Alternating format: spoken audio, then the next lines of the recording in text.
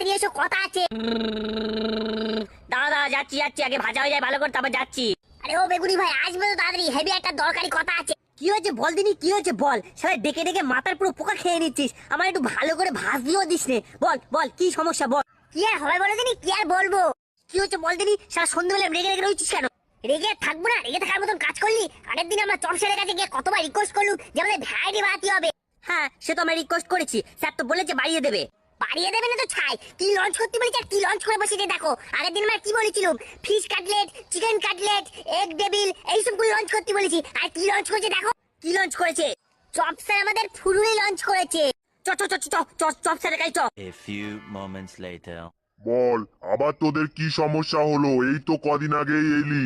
এই চিকার শখে আপনাকে কি কি লঞ্চ করতে বলেছি, আর আপনি মাত্র ফুলুরি লঞ্চ করে ছেড়ে দিলে।